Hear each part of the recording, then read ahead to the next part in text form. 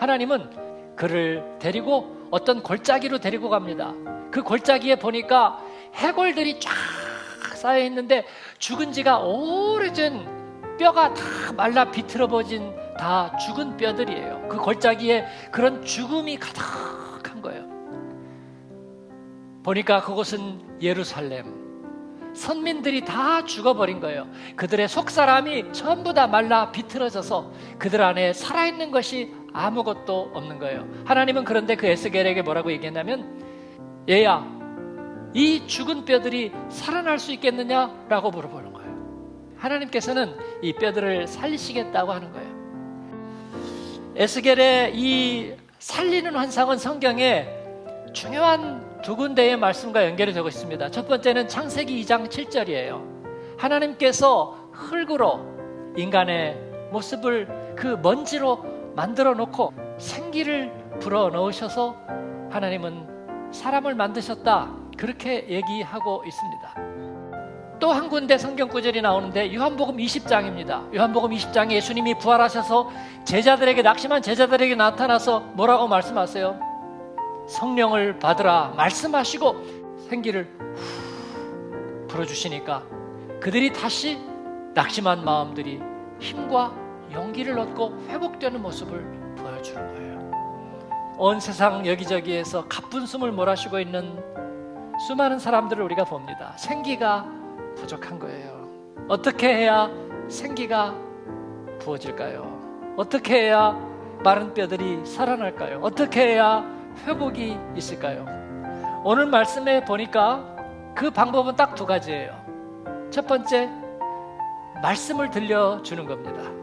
마른 뼈들에게 말씀을 들려준다고. 그런데 여기에 비밀이 하나 있어요. 하나님이 직접 말씀하시는 게 아니고 그 말씀을 받은 자들을 통해서 대언하게, 선포하게 하시는 것입니다. 두 번째, 이 말씀이 선포되어서 전하게 하실 때에 생기에게도 명해서 생기가 들어가게 하시는 거예요. 즉, 이 말씀과 생기는 같이 결합이 되어 있어요. 예수를 죽은 자 가운데서 살리신 이의 영이 너희 안에 거하시면, 그리스도 예수를 죽은 자 가운데서 살리시니까 너희 안에 거하시는 그의 영으로 말미암아 너희 죽을 몸도 살리시리라. 로마서 8장 11절의 말씀이에요. 우리가 생기를 향하여 명령한다는 것은 우리 안에 살아있는 말씀이 있기 때문이요, 그리고 그 살아있는 말씀 안에 생명이 있다는 뜻인 줄로 믿습니다. 여러분, 이것이 열방을 생명의 기운으로 덮는 하나님의 프로젝트입니다. 여기에서 그 다음 중요한 말은 덮는다는 말이에요. 덮는다는 말. 여러분, 메뚜기가 뭐예요? 아주 별 볼 일 없는 거죠. 메뚜기 한 마리 할 수 있는 게 거의 없어요. 그런데 하나님이 그 메뚜기가 때로 해가지고 곡식과 작물 위에 쫙 풀어버렸더니 메뚜기가 지나가고 나니까 남은 게 하나도 없었어요. 메뚜기 한 마리 한 마리가 먹기 시작한 것이 쫙 덮으니까 초토화를 시켜버렸어요. 우리는 그렇게 열방을 덮게 될 줄로 믿습니다. 우리는 메뚜기 떼와 같습니다. 재앙의 메뚜기가 아니라 생명의 메뚜기 말이죠. 어떻게 우리 안에 그러면 그 말씀이 죽지 않고 살아있게 유지할 것인가? 제가 마지막으로 이솝 우화 얘기하고 마치려고 합니다. 개미와 배짱이. 배짱이의 영성은 뭐냐면 예술가의 신앙이에요. 그래서 은혜를 사모하는 겁니다. 예배와 말씀에 사모함이 있어요. 그래서 더 사랑하겠다고, 더 사모하겠다고, 더 열심을 내겠다고 다짐하는 거예요. 그러면서 세월이 흐릅니다. 그런데 언제나 뜨거울 수가 있나요? 그러니까 조금 마음이 식을 때도 있고 마음도 실제로 식었어요. 그러다 어느 날 보니까 교회에서 아는 사람도 적어지고 의욕도 줄어들고 말씀을 나눌 사람들도 점점 적어졌어요. 그러다 보니까 마음이 고달프고 조금씩 귀찮아지기 시작합니다. 그러다 보니까 다 내려놓고 싶어졌어요.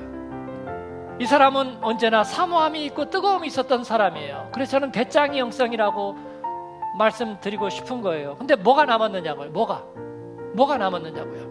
예수님 사랑하던 기억, 뜨거웠던 마음, 눈물, 좋았던 시절. 근데 뭐가 남았느냐고요? 흔적이 없어요. 흔적이 없어. 결정체가 없다고요. 열매가 없다고요. 그러면서 죽어버린 거예요.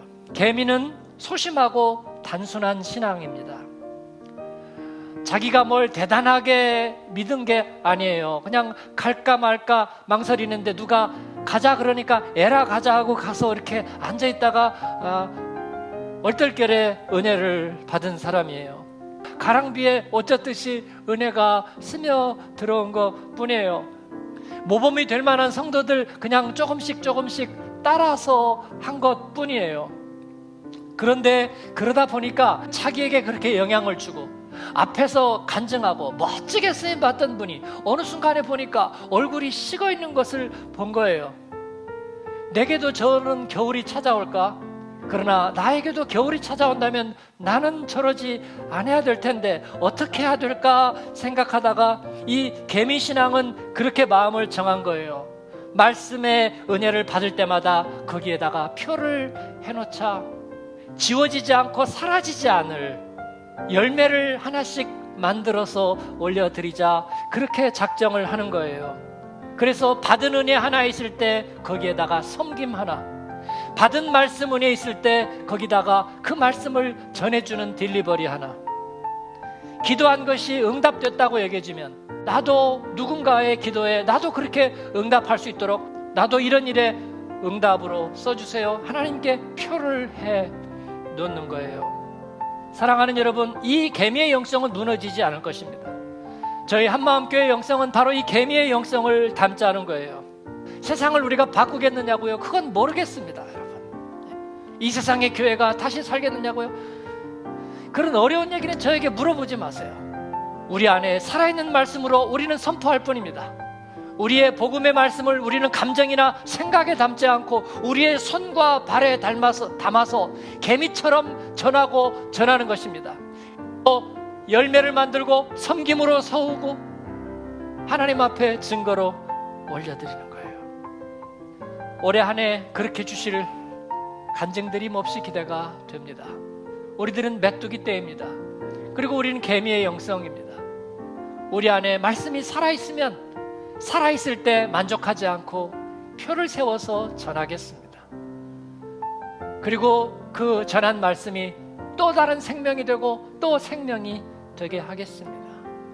전하세 예수, 오늘 우리에게 주신 하루의 말씀 적용과 결단에 담아서 가슴에 담지 않고 손과 발에 담아서 우리의 지갑에 담아서 우리들의 자동차에 담아서 자동차 트렁크에 담아서 전해서 살아있게 하고 깨우는 일에 쓰임받는 저와 여러분 되기를 축원합니다. 아멘.